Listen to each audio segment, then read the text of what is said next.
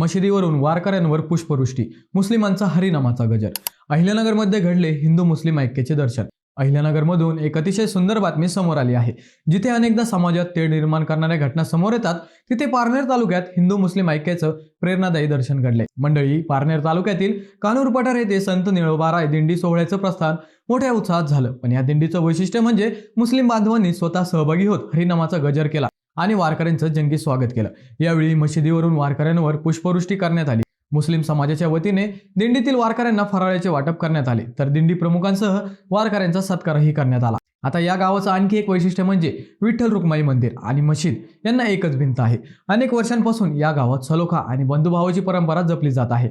यावेळी समाज प्रबोधनकार आणि विचारवंत पैगंबर शेख यांचं कीर्तनही पार पडलं.